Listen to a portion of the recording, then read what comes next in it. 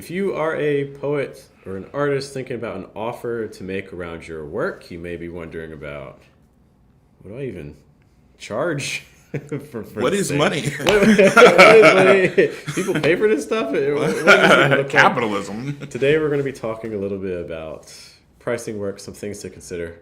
I think that this is an area that I know, speaking for myself, I'm constantly learning more about. And I know that just for running my own business, you have your own creative business as well. So some things that maybe some lessons that we've learned. So we just kind of want to see if we can help you on your journey from lessons that we've learned ourselves in the process. Good morning, guys. Good evening. Good afternoon. Welcome to Arts and Offers. This is our podcast here at Diverses, where we basically talk about the business aspects of creation. And if you're trying to take your work to the public, what does that actually entail? To guide you in this process, there is me. Hello, my name is Jeff. I'm Matthias. How are you today? I'm swell. I'm doing good. You have some big news. I do have big. Oh yeah. Okay. So, speaking of photography, it's really cool. I actually was just accepted into Photo Vogue. That's what's up. So That's it's. Oh wait. We don't have our buttons. Push the button. But yeah, so it's really cool. I feel like one of the things that I had on my goal list, like for like last year, and it really wasn't it has to happen before the end of 2024. But it was something that I'm like, I really want to happen soon. Was Photo Vogue, and it's also something that, and this is my own fault actually. So I think it's a lesson that I take from my own experience with this, which was like I did it for like 8-9 weeks in a row, and I was just like getting rejected every single time. And I think at the time I had so many other things on my plate just from being kind of like a newly full-time entrepreneur type. So like I'm like, okay, I'm working on a lot of other things. I'm like, okay, this thing isn't working out. And I think from the perception of it, it felt like it was taking up a lot of mental space. Because it's a big deal, but right. Yeah, because like it's a big deal, and so I stopped doing it for a while, and then yesterday I woke up, actually, so Sunday night that is, I was like, you know what, I'm gonna try for Photo Vogue again, like I'm just gonna give it a shot, and so I made a folder on my computer, and I was just like, I went through some pictures that I really wanted to submit, and I was just like, and you can. The hard thing about it is for anybody that's like a photographer, if you want to submit something to Photo Vogue, you can only submit 2 things every week, and it's like you can only submit them between like 8 a.m. Central Time. And like I can't remember like the end time, but it's like whatever it is, like our noon, I think. And so it's like there's these real specifications, but it makes sense. You know what I mean? Like it's a pretty big deal. So it's like you have to submit during these windows of time. And so so essentially like I woke up, like I put them in my folder, and I made sure like it was edited and cropped and everything the way that I wanted it represented. And then the next morning, I went to submit them, and it was so crazy because like, I went to submit them, and it's a pretty quick process. Like when you submit something, it's really hard maybe to explain the layout, but you submit it and you have this like tray right here where your photos are, and then they drop down into this like observing tray, and that's where like whoever's on the other end, they're looking at your pictures. Like I imagine they have like a team, like I don't know how it works, but I imagine there's like a team of people, right. And they are all tasked with taking in all these like submissions and then being like accepting the submissions. So they'll pull them into this tray, and then you'll be able to see it, and then like at some point like in that process the picture will disappear, and if the picture disappears, like then it means you didn't get it, you know what I mean? They don't actually send you a rejection. They don't say Smart like, hey, on their part, smooth out that process. Yeah, like it just makes it like it's quick, but it's also clear, and it drops, and then you don't see it. But then yesterday when I was like waiting for it to like, I'm thinking, oh, it's just gonna disappear like always. It dropped, and then like this other screen came up, and it like populated my gallery. So also what you should know is that for Photo Vogue, like when you're when you're uploading things, I don't even know if I'm allowed to. Yeah, of course I am, because it's a public. Like, what am I talking about? But like for Photo Vogue, like when you're pulling it in, like for your gallery. So essentially, like you don't have like like your personal gallery on Photo Vogue. Like that's how you get approved. So you can't just add, like a lot of other websites, they allow you to have your own gallery. You can just add whatever to your gallery. So if it's bad quality work, it's whatever. But that's how Photo Vogue, like if you're a photographer, you're not gonna, like, there's not gonna be any non-Vogue approved photos in your gallery. So you can't just send over whatever. So I'm like, oh yeah, like my gallery updated. I'm like, holy crap, like I got accepted, and they accepted both of the pictures too. So yeah, all just to say that, like, I have a suspicion that, I had stopped doing it for weeks, probably close to like a month and a half. And so like I think because I got discouraged, I was like, man, and it was actually not even something I did consciously. It just deprioritized in my mind. So right. It would be Monday afternoon. I'd be like, oh crap, I forgot Photo Vogue. You know what I mean? Right. But for the like 8 to 9 weeks before, I was like waking up every single Monday, clicking in, ready to go. And I think about like, like creating habits and creating routines. And like a lot of times the payoff from your routine isn't the third or fourth time that you've done it. The payoff for the routine is 2 years down the line, and you're like, oh crap, like I've saved this much money, or I've built this habit, or I've created this network, or something like that. So yeah, just a lesson. I think that reminded me that, I had like that persistence. It's not, it's not for the short gain, it's for the long term. So yeah. There's a book by Seth Godin called The Dip, which talks about that period where you've committed to something, and there's going to be that plateau called dip where you work and work and work and see no progress. Yeah. And that's where most people quit. And so part of the thing is being able to identify, are you actually in the dip, or are you in a period where you're actually, there's not going to be a result at the end of it. So it's that hard decision of like, am I actually going on a path to nowhere, or is it actually going to lead to somewhere if I persist? And I mean, that's the joy of life, is trying to decide where you are in that. But for anything you want to work towards, even for our talk today, talking about like pricing and, trying to create something that sustains you financially and creatively around art, there's going to be that period. Yeah.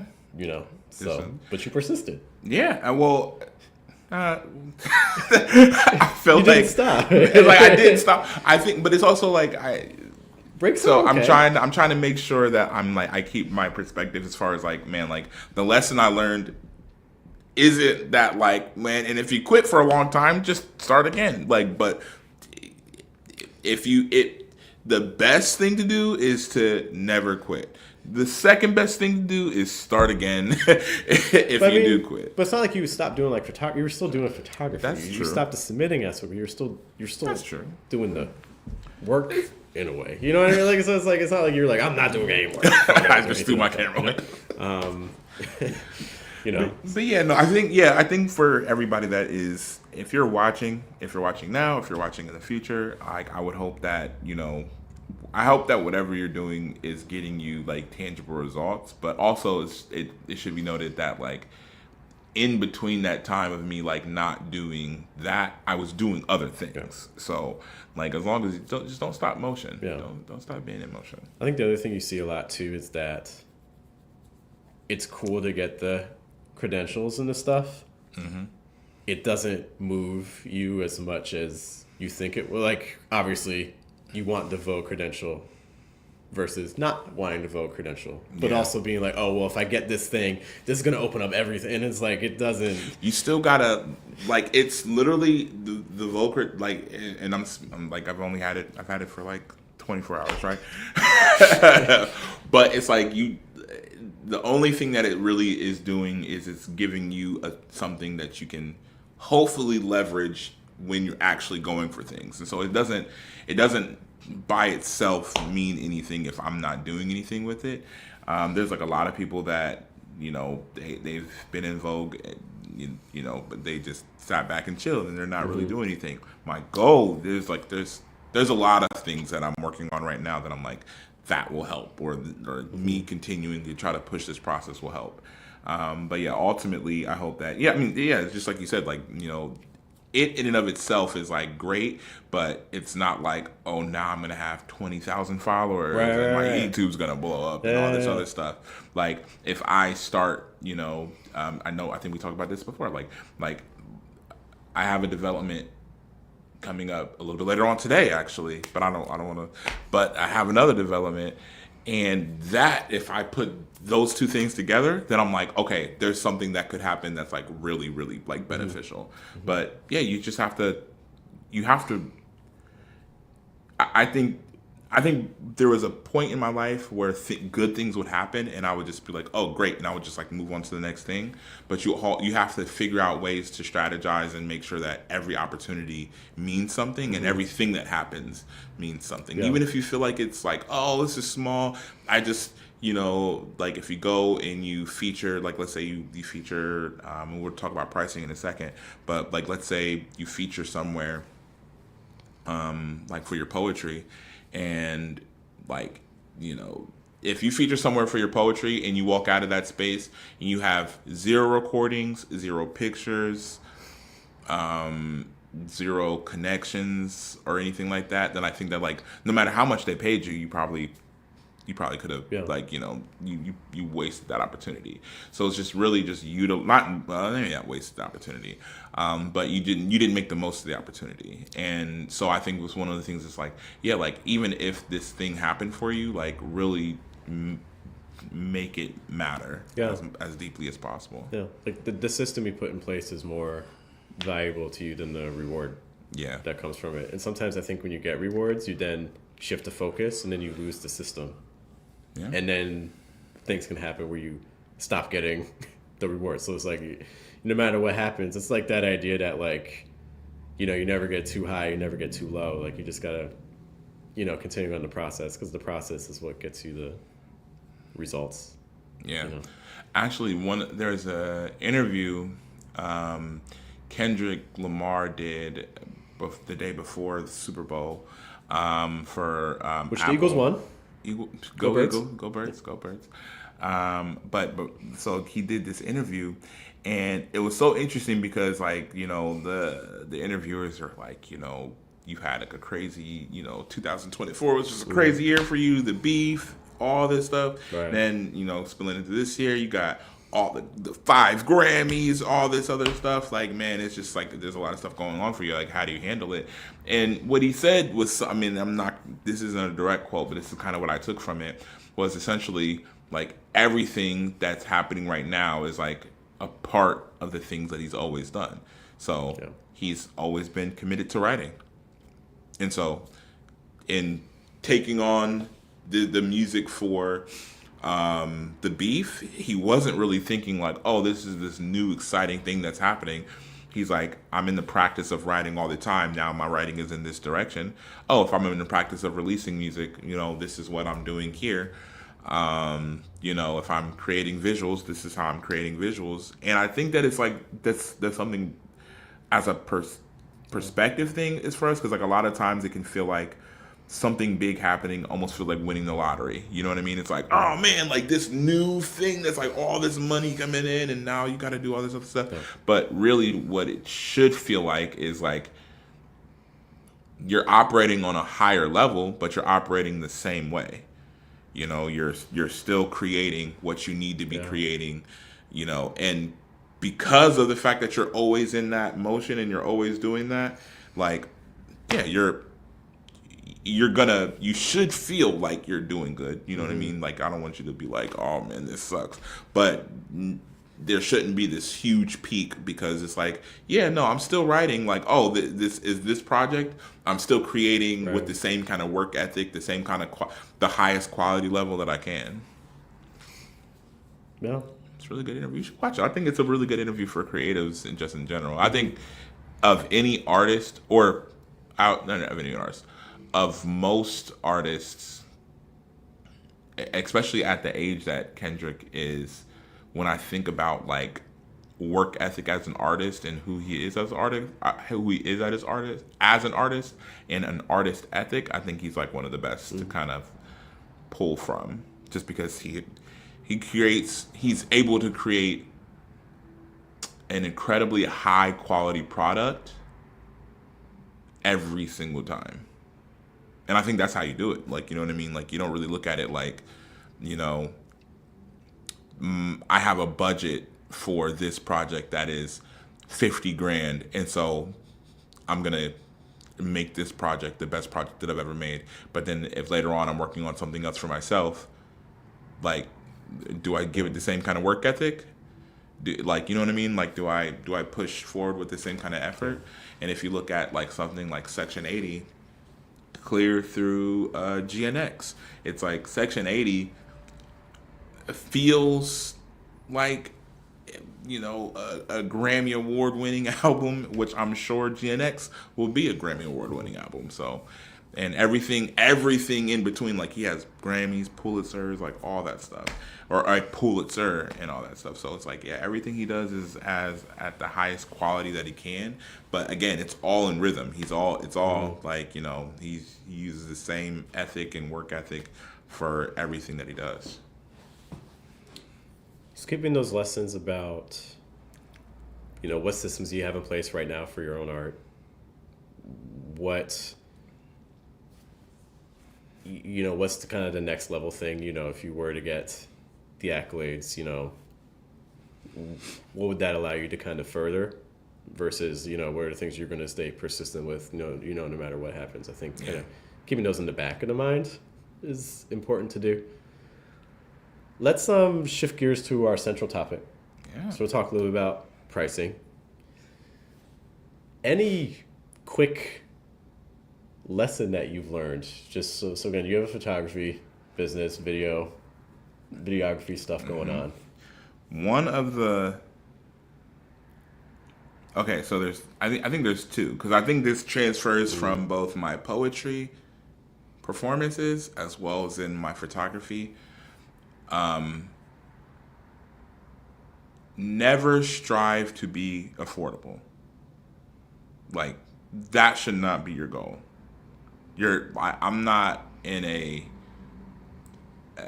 I think one of the things because never strive to be affordable because you're paying some kind of way when you are doing that. I'll give a really good example. There was like a show. This was back when I first started doing like poetry features, and I had a show. I'm not going to name the city because I feel like that'll maybe tell too much. Okay. But I had a show where I was reached out. I was contacted like to do a show, and and this is back when I had this was like 2 jobs back, and it was a lot of time commitment. And the amount that I was getting paid for the show wasn't much. And I also was not a person that was like thinking about like, okay, this is a feature. What else can I get from this feature? I wasn't thinking about recording. I wasn't thinking about photos. I wasn't thinking about connections. I was just thinking about going there, performing my poems, and leaving. So I also wasn't getting as much out of the experience other than like money. Mm-hmm. And like the showrunner reached out to me, and they reached out to me because they had heard me perform a poem in their city a couple months prior to this. And they were like, they really wanted me for this show. And I was just like, I gave them my price, and like they were like, ooh, that's a little bit out of my budget. Like, I was thinking more like this. And then he gave me a number that was like 1/4 of my number at the time. And my heart and my head were both in alignment when they were like, he really wants a show to go on, and he seems like he's really excited for this show. Let me bring my number down. And I did exactly that. And I think in doing that, like, okay, so that experience ended up being a really terrible experience for multiple reasons. But the biggest one was because, like, I walked out of there with exactly how much money me and him agreed on, but I was like, yeah, like that, like I did 5 poems. You know what I mean? I drove out to the city. I did 5 poems, and I didn't feel like, I got a lot out of this experience. And again, that was my own fault.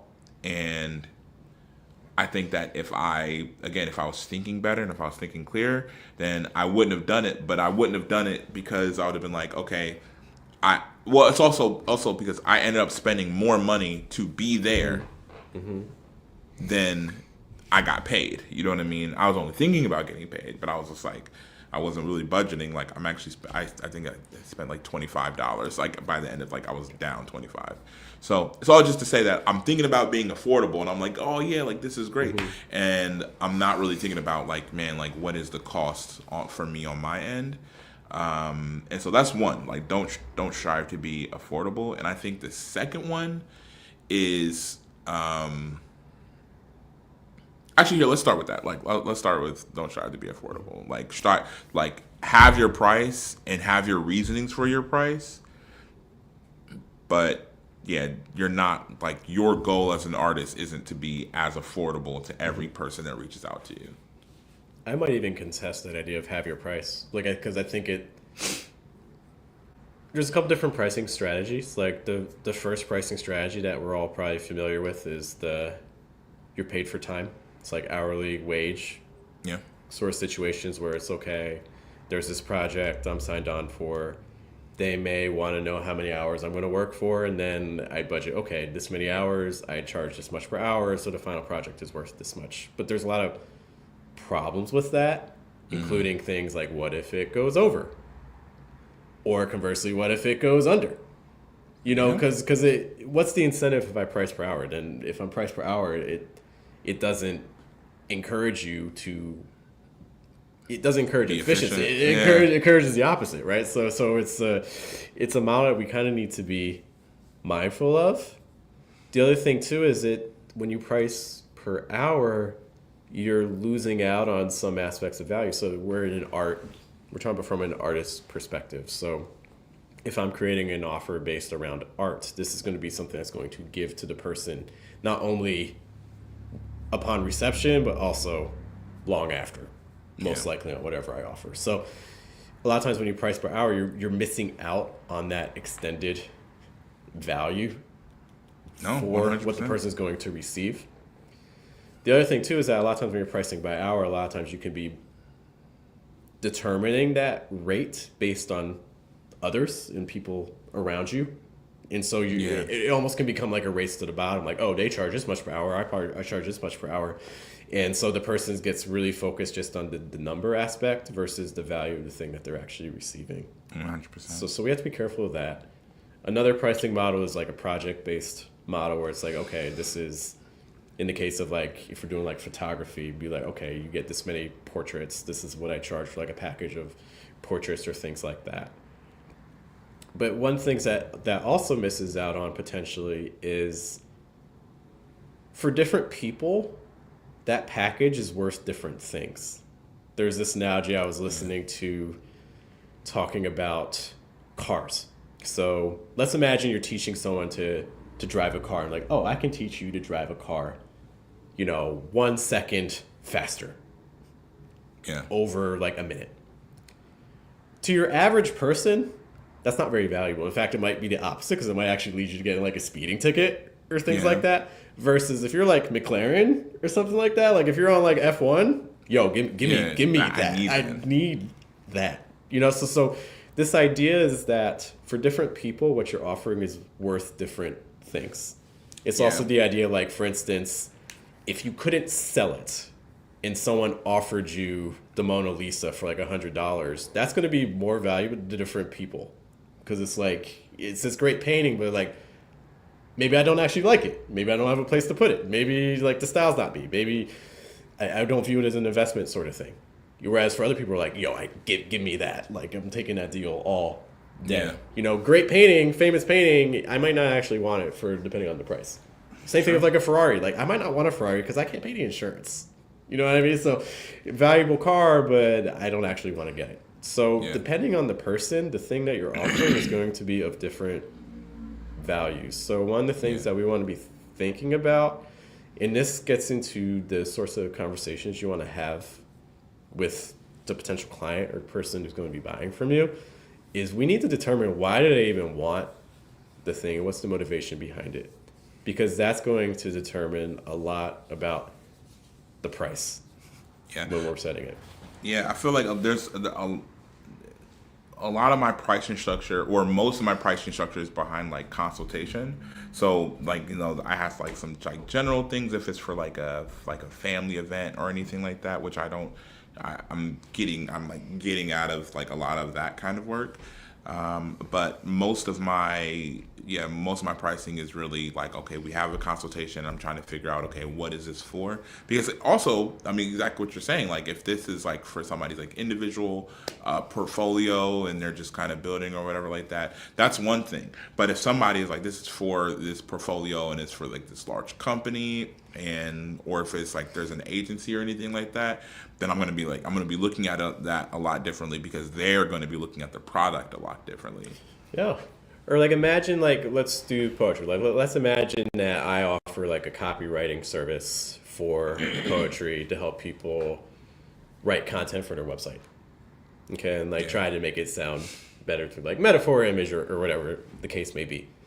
If I'm talking to a multi-million-dollar company, that's going to be very different than if I'm talking to like a mom and pop shop down the street. Yeah. Even just in terms of volume. The larger company, they may be getting like, a million hits a day, versus the mom and pop shop, maybe they're not even breaking like 4 digits. So the impact of the things we're talking about are so different. So if I'm only charging by hour, one, I'm going to miss out on that. If I'm only charging by project, I'm going to miss out on that. So like a lot does depend on the actual person we're talking to and their motivations, because a $1 million company, multi-million-dollar company changing their copy is very different than a mom and pop shop changing their copy. Yeah, it's going to show up in a lot more spaces. It's going to show up in a lot more, like, again, like just like sheer volume.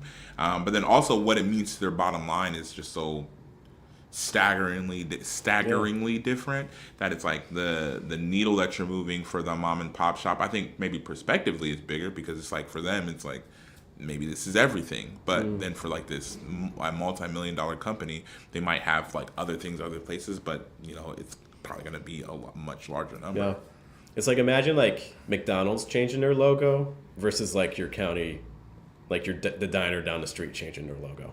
Like what's going to have the larger impact?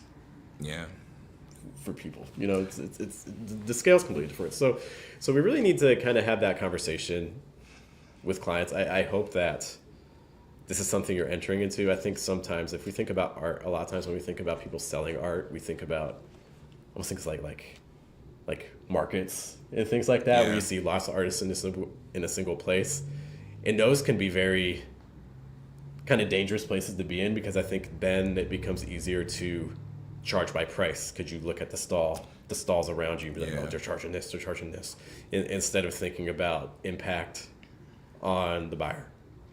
Yeah, and they're in a different situation too, because I also think that if you're in a market, then depending on your product, then somebody gets to look up and close and they can see, this is what I'm getting with this product, this is what I'm getting with this product, this is what I'm getting with this product. And if your product really is something that it's like, I can get a similar value for a lower cost, like anybody's going to make that kind of decision.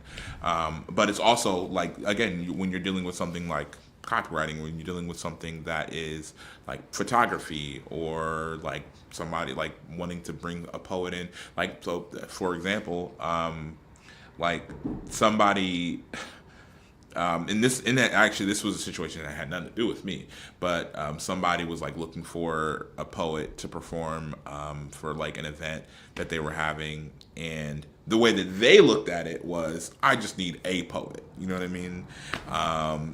And so they booked a friend of mine, and when they booked a friend of mine, I was just like, I love my friend dearly. I'm like, my friend's poems were not the poems that like you might want to book for your event. They are a poet 100%, and they would be good in a lot of different spaces, but for this particular like event, I'm like these things did not mesh well. And so, and like they were like telling me about their experience. And again, it's neither, well, I would say it's the event organizer's fault because they probably should have looked into that. But it's not my friend's fault. Like somebody reaches out and says they're going to pay you whatever amount to perform your poems. And like, maybe you assume that, hey, this is like, this is what I'm supposed to be doing. So it's also like there's like again, one of the things for consultation is to really kind of get to the nitty gritty as far as exactly what is expected, because I think once you start doing that, you probably find that sometimes I'm not the best fit, even if you're paying me the money. Like if you're giving me $1 million to do, now I want to be clear, if you're giving me $1 million, I might make it work. but if you're paying me $1 million, but it doesn't fit with what I'm doing or how I'm doing it or what I'm trying to do for my business goals or something like that, then I might even be like, well, hold on, somebody else might be a better fit for both you and me. You know what I mean? And that's a really valuable move, by the way, to be able to say like, hey, if you paid me this much for this project, I'll make this work. Because the idea, so it almost gets to this idea like, let's imagine for your art, let's imagine that you had a project that was, 5 to 10 times what you're charging. What does that look like? So or even like 20 times. Like what's kind of like that premier, like hot top tier offer that you have around your art or that you could create around your art? Because then you can kind of reverse engineer it. Be like, okay, well, if I want this if this is what I want to bring in from it, what would that need to look like? And then you can kind of reverse engineer like, okay, well, it would probably need to have this, or need to have this, and need to have this. And then you can create that. Yeah. And then you can market, because a lot of times I think we instead focus on like the low tier stuff. And I think a lot of times we load it up. I'm guilty of this with my own like teaching services and things like that. You offer something, you're like, oh, I'm going to add on this feature. Like for this, one of my early teaching services is like, oh, we're going to meet this many times a week. We're going to have this additional resource so people can send in audio files for correction. We're going to, and like it ended up being like this 4 to 5 feature list where it's like, it could have just been one feature and that would have been plenty. People would have moved forward. Trying to start overloading yourself. Yeah, it becomes so, because I think we get very interested on like feature, instead of thinking about what do they actually want? What are they actually going to receive? Yeah. What do they want? Because that's what people don't care about features, they care about results. So it's like, what is the result that my offer is going to give them? And even from an art perspective, you might be like, well, what are the results from art? But you need to actually ask yourself, what is the result they're going to get from your art? Because people don't just buy art. They buy it for a reason. They buy it because it's solving a problem. What is the problem that your art is solving? Is it an entertainment perspective? Is it a sophistication perspective? It makes them feel better about themselves. Is it a social belonging? I think that's a huge one that doesn't get talked a lot about.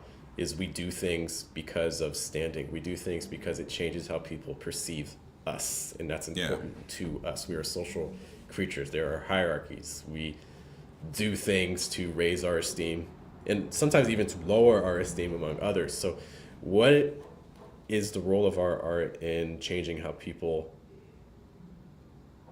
basically achieve the change that they look for? And the better we can understand that, and this is where the consultation comes in, because if a person comes to me, just to relate it to teaching, sometimes students come to me, and the way I approach consultations is, and I've talked about this before, I don't want more work. I want less work. I don't know about you, but I want to work less. There's other things I would rather be doing. There are other projects that I have that are personal that I'd rather be working on. And if I'm doing something for a client, you're taking me away from that. There's an opportunity cost whenever you say yes to something. Saying yes to something is always saying no to something. And saying no to something is always saying yes to something, because it changes your dynamic. So if I take on a client, my goal during that whole consultation is to throw everything at them to not want to work with me.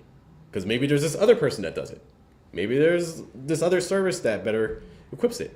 Maybe I don't even do the thing that they're looking for.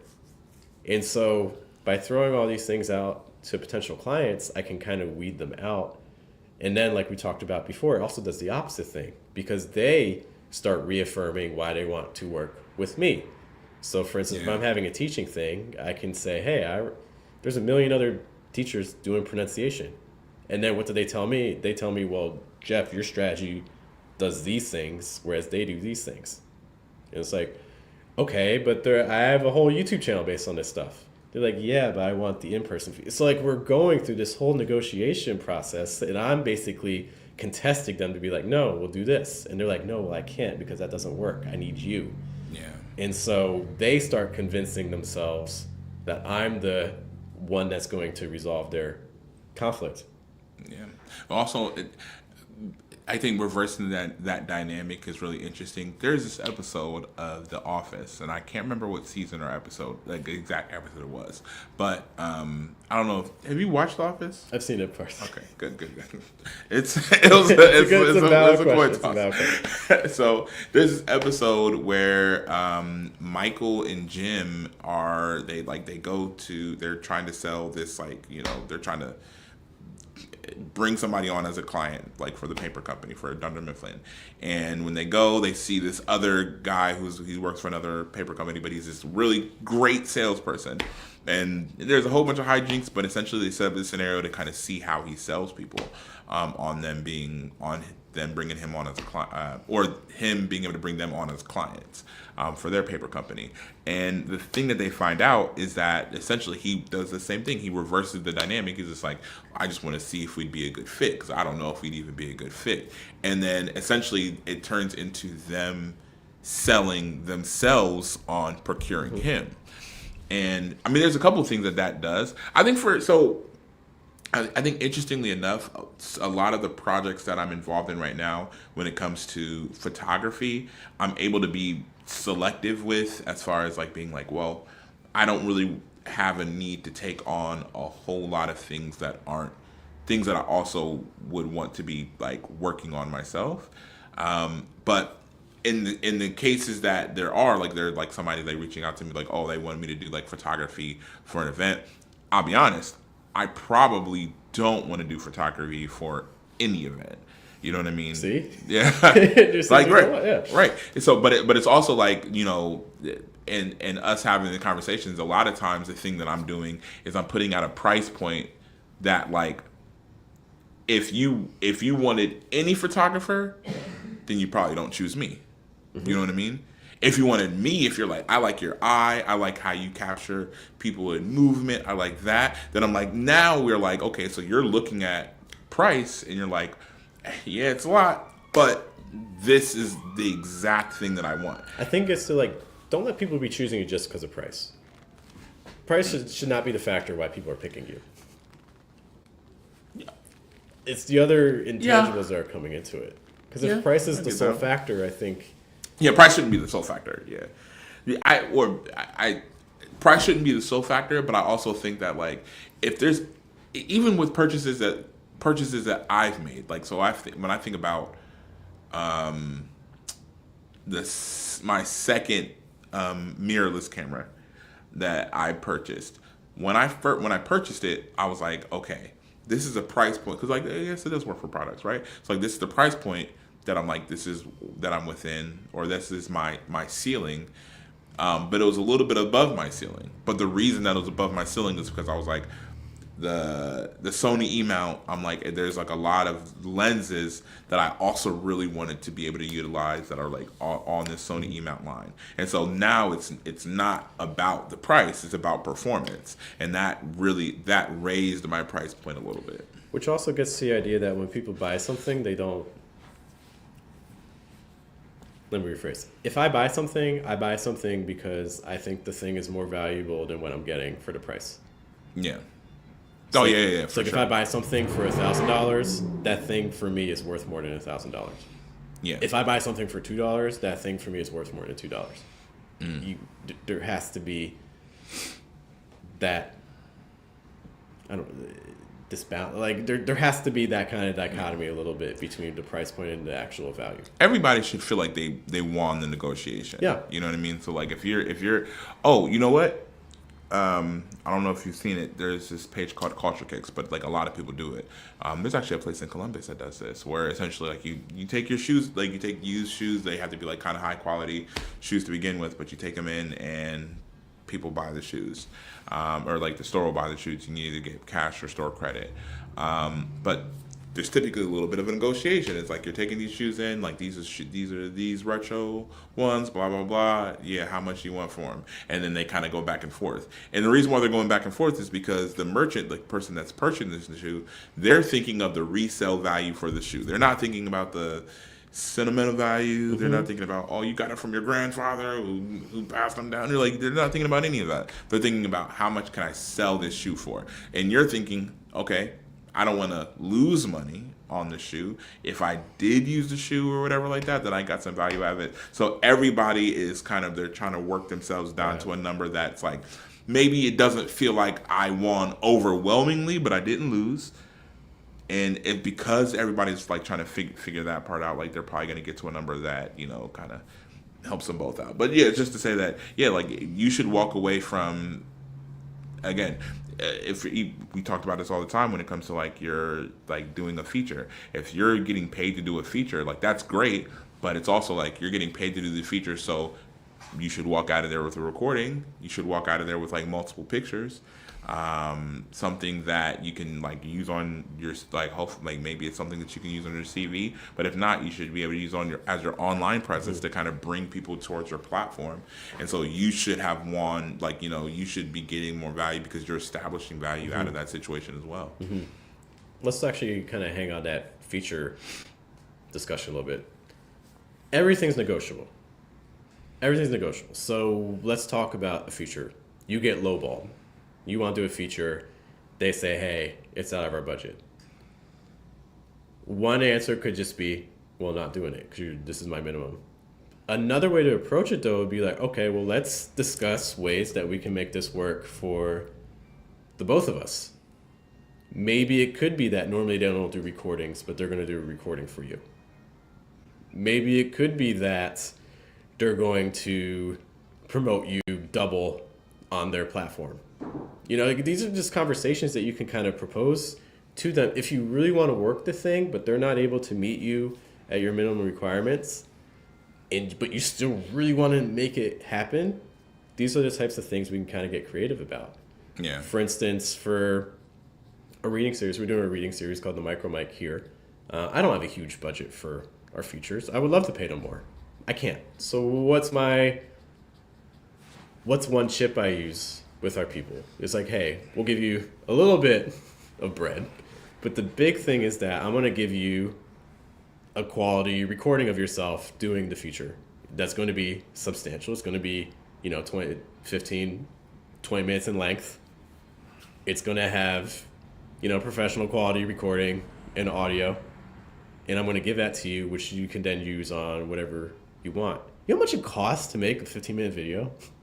Yeah. Like imagine you went to like a producer, you were like, hey, I want like a 15-minute video of myself performing. You know how much money that is? And depending on the setting, but I mean, that's okay. So if somebody were to ask like me for that service, depending on how far I had to travel, if they wanted just the raw file of it, so like just like the video with like no edits or anything like that, it's at least $200 in the city. You know what I'm saying? Like in the city. Actually, no. If I have to go out to them, no, that's like $350. If I have to like go out to them, set up and all that other stuff, like that's like $350. So like, especially like you get them in their craft and you have like a craft talk like with them that they also get, like that's huge.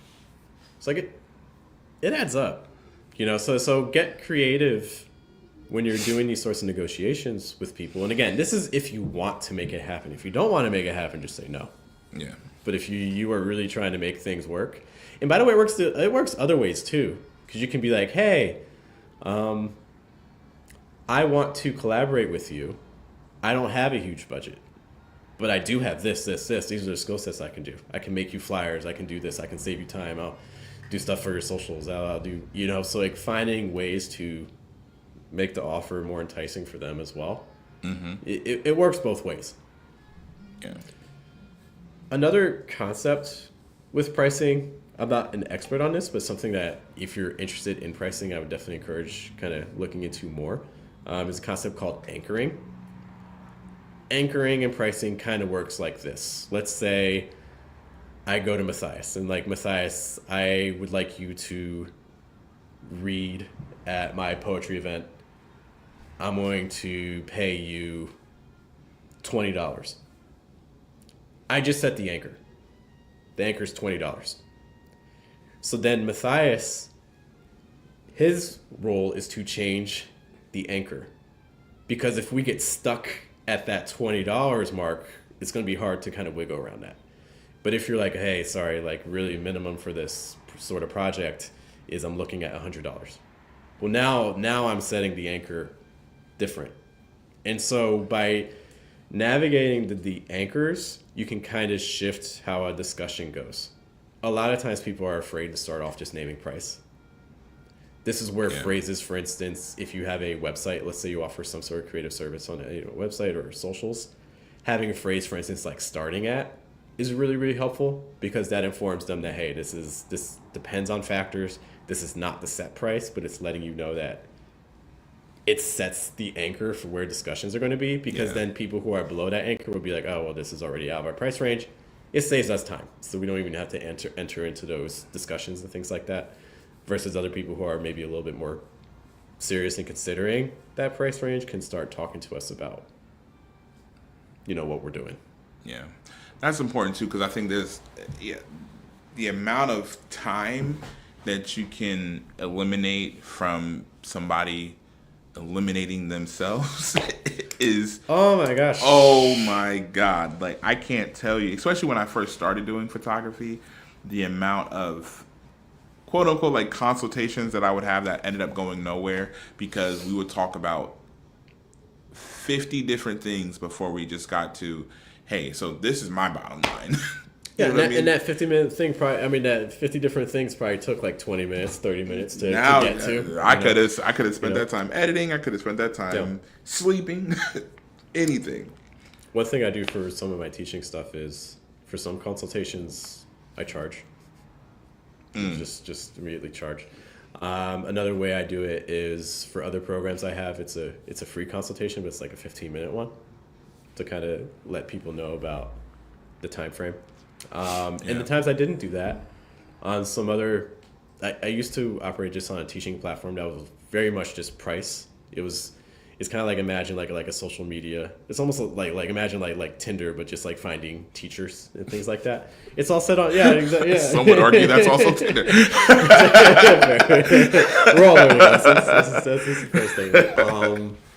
It's all set on price. The sorts of platforms are always set on price, and so on those platforms, and then if you have like a cheap trial or things like that, you get flooded with people that just want to practice for cheap, aren't super serious, and aren't going to commit to you. They're just doing a lesson with you because, oh, this is a trial. I get a bunch of trials for cheap, and then I get practice. So we really want to try to screen people that we're ideally looking for immediately. Yeah. And you know what's so funny, because you don't realize how much of your time it's taking until like maybe you do an audit of yourself and you're like, okay, well, like, what did I do this week? And when you realize like the thing that I did this week, and part of what I did this week was 2 separate conversations that in and of themselves you're like, oh, it's just 2 conversations, but you had 2 conversations with somebody who's prospective shopping for services that they would never be able to afford from you. And so I'm like, but why was I having those conversations? Yeah. And you're also thinking, because you also, like we were talking about it a little bit earlier, like you are involved in your own projects and other things and other paid projects as well. And so I'm like, man, like that window of time costed somebody something. Yeah, there's a huge opportunity cost, even just in terms of concentration. Because like if I have a consultation, let's say at like 11 a.m. Well, now I'm no matter what, I'm disrupted on both sides. I'm disrupted up to 11. Yeah. And then I have to break up and change like my mind and get into like that consultation mode. And then after I have to then get back into whether project it's disruptive. Yeah. Versus if I'm able to kind of stay on task for a specific length of time. Yeah. And some disruptions are like some consultations that don't lead to a job directly from there are okay. I've had For like sure. consultations where like we'll have a conversation and we realize, oh, this is not something that works right now, and then like literally like years later that same person will reach out to me and it'll like they'll have scaled whatever they're working on to not, because it's like a lot of times, I like, let's say I've been doing photography for about 4 years. So yeah, I've been doing photography for about 4 years. So somebody maybe wants services maybe for their respective maybe they're like a model and they're like, I want like portrait shots, but they're just now starting out. And let's say you don't have a starting out package, like you don't have this is your first ever this, try, like you don't have anything like that, like all your stuff is high end. And so now you're like, well, we just don't meet, we're not, you don't have the budget for my services to make sense to you, like, you know what I mean? Like if I have a package that costed if my lowest package costs $500 and you only have $500, or it's like you either pay me or your rent, it doesn't make sense for you. You know what I mean? But if in 3 years you've been working, you've been pushing, like, you know what I mean? And then now we meet up and you're like, oh, now I'm at the spot where I can pay this and it actually benefits me and it doesn't it doesn't kill anything else that I'm doing, then like we've met a lot better there. But like, so it's just to say, like, I've had consultations that ended up working like that, but you also have to weed those out too. Like sometimes it's like, yeah, great, we can stop this conversation here. Or like I had like a poet, like somebody like wanted to book me for a poetry performance, and I was like, oh yeah, like I hear you, like sounds like a good, like, well, they sent me like some information like via email, and then they're like, yeah, like I'll give you a call, like I think it was like Wednesday of that week or something like that. And I just shot him back an email. I was just like, yeah, like I appreciate, all the information, but I do see in your budget, like, this is like your budget for the event. Honestly, like, while I appreciate you reaching out to me, I just don't think that I would be able to like align my services with this budget, but I appreciate you reach out to me. And then we didn't even have to have the meeting. You know what I'm saying? We don't have to have the call where we're going over. And another thing that I found, and okay, so maybe this is getting a little, but it's kind of in line. But one of the things I found is like people are really really excited about their projects, try to project the value that they see in their project to you. So now they're like, because I think it's so important, you should think it's so important. And if you're able to keep a clear head, like in those spaces, and be like, but I need to assure the value to myself, and like whatever the value is to myself, then again, you'll be able to create a pricing model, structure, and like ethic that helps you in your business. That's why the consultation is really valuable, because we're trying to get at the motivation. People don't just like change their behavior. If we're thinking about like an art offer, people aren't just like randomly going to buy what we have. They've thought about it. In some way, they've thought about it. And there has to be something that's a trigger point. So a lot of times when I'm doing a consultation, that's my job. I'm trying to figure out, why are we even having this call? We could have had this call 6 months ago. We could have had this call 2 years ago. Why now? And some of the things that it's about are, and this is why being findable is really important. Some of it might be that, oh, I just found out about you. I didn't find out about someone before, but now I know about you. It could be that. It could be that, oh, my job changed. It could be that, oh, we got like a bonus. It could be that, oh, well, we moved into a new space and I'm trying to think of ways to decorate it. Yeah. Whatever. I want to find out what that trigger is, because that trigger lets me know much more about the motivation. I need to figure out, why is our behavior changing? We don't just wake up and change our behavior. We don't just wake up and be like, you know what, today I'm not going to brush my teeth. You know what, today I'm not going to do whatever. Like something is causing it to happen. And the more you can understand that during the consultation, the more it can also give you an idea of what you're finding valuable. Because if you're like, if I'm working with a client and they're worried about, they've been thinking about pronunciation for a while, but then they see a workshop that I've done where it's like, I work with, one workshop I have with students is like, we look at like, we use a poem as a text and then kind of use that as like for like pronunciation exercises. And they're like, oh wow, this, I'm someone that's really interested in writing or poetry, or like I'm someone that's really interested in trying to, for instance, maybe I get a new job where I need to give a speech or I need to give a lot of presentations working off a script. And this sort of exercise that you do really carries over to that well. Yeah. And this is a new role I just got, so I want to get better at it. Well, now I understand that motivation more, and I can also price that better because I can understand how valuable this is for you. Because if you're just like, oh, I just want to do this for fun, I just like reading poems out loud. Well, that's very different than it's like, oh, next week I'm giving a talk in front of like 1,000 investors on a webinar. Very different circumstances, very different stakes. For sure.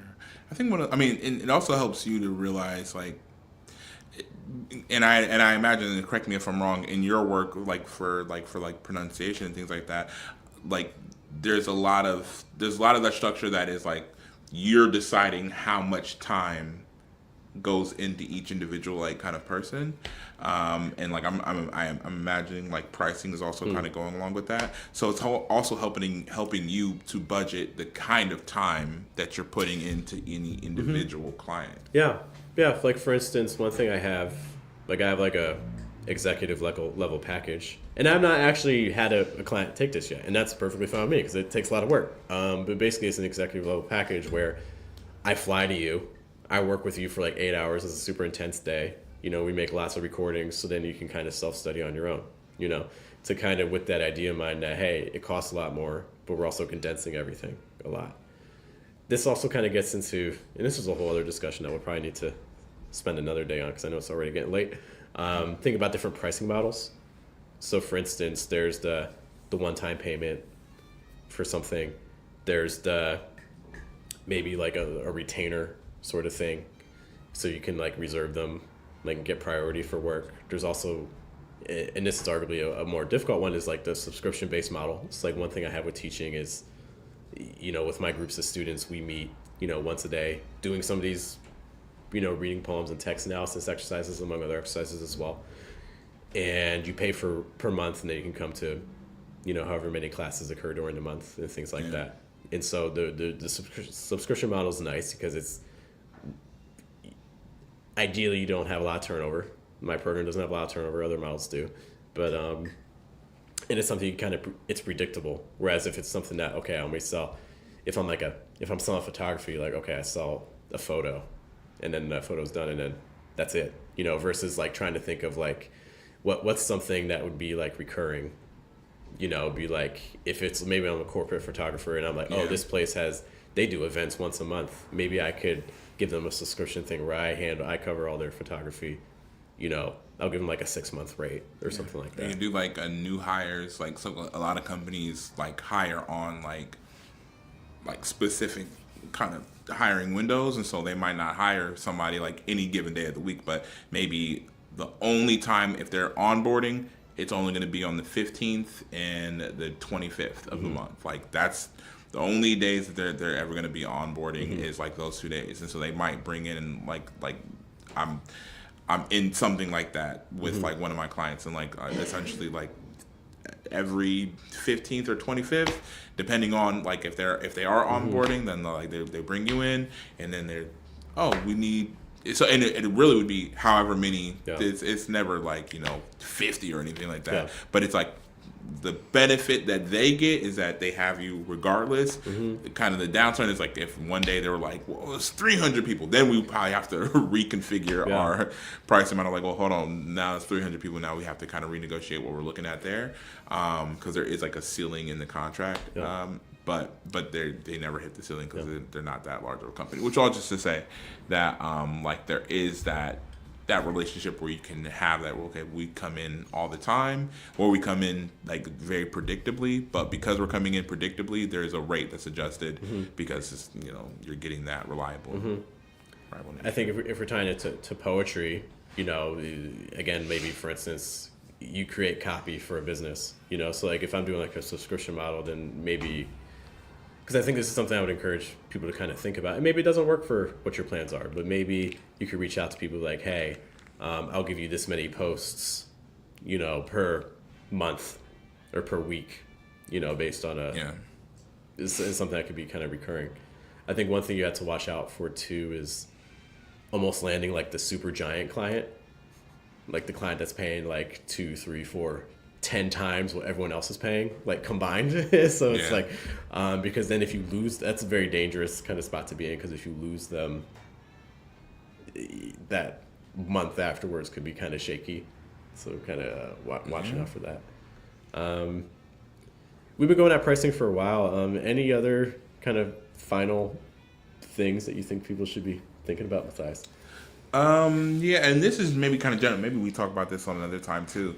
But I try to price myself just outside of where, like on a like an annual basis. I try to price myself just outside of wherever I am right now. So, and maybe not like just also like maybe it's like $100 more.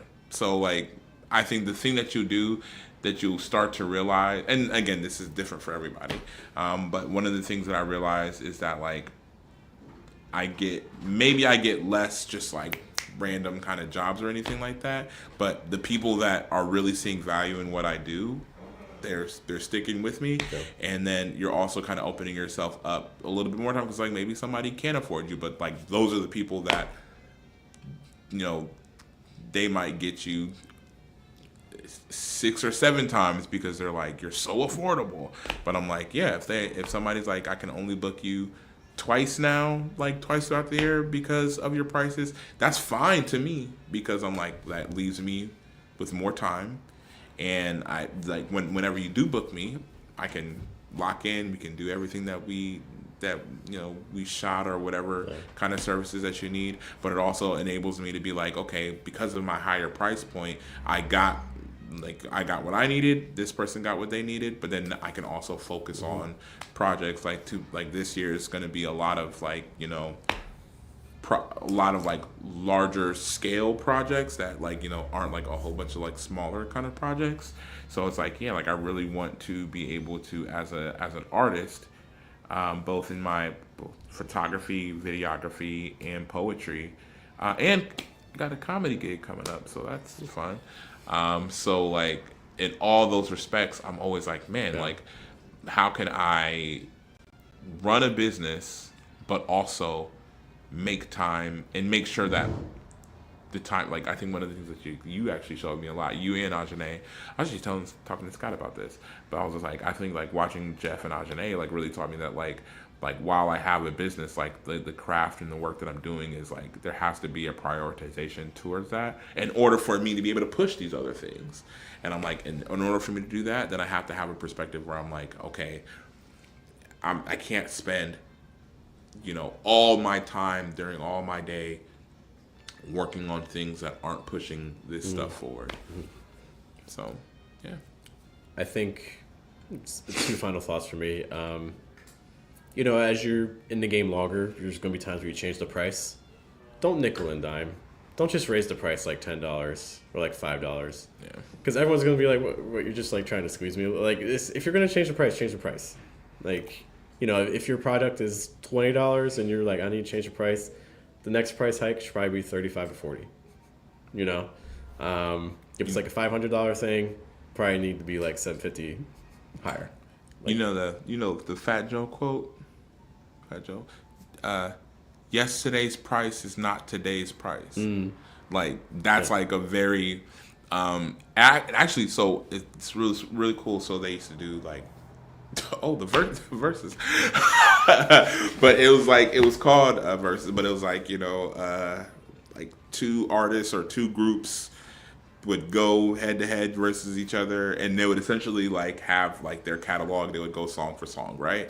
And so like one, I can't remember which one it was, but like they did the head to head, and like everybody's watching it, and like it's all hip hop. And Fat Joe's like, yesterday's price is not today's price, and he's saying it because he's like, okay, we've raised the bar. We were operating here, but we did something. We hit like another level to where like this is where we're operating at. And if you've decided, and if you've seen from your business, from your output, from your quality, whatever, that you are now in a different space, you shouldn't be like, man, well, let me kind of ease these people up here. Like, create that new pricing structure. Say, this is where I'm at right now, and Yeah.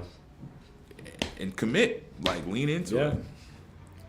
I think the other thing too is like comments that like, oh, you're so affordable, or oh, you're so expensive, I think are kind of missing the mark and are things that we want to try to avoid, because the reality is that if someone really wants something, they get it. If they really, really, really want it, they get it. You know, your house might be falling apart, but you're gonna do whatever it takes to get that new car. You know what I mean? You whatever the thing may be, if you really want it, you find ways to make it work. And I think that comments like, "Oh, this is really affordable" or "This is really expensive" kind of miss that concept. Yeah. You know, just kind of watch out for that. Well, that's a lot of talk about pricing. Yeah, a lot. Hopefully, as you guys are creating your own creative offers, these are things that can help you out on your own path. These are things that we continue learning more about ourselves as we go through our own businesses and things like that. If you have a strategy that you found to be helpful, if you've learned a lesson about pricing that you think would be helpful, feel free to share with us in the comments and things like that. Thanks, Matthias, for hanging out with me today. Appreciate you, sir. Once more, my name is Jeff. I'm Matthias. We'll see you guys later. Hope you guys have a good day, have a good night, and a good afternoon. Take care, guys. Bye.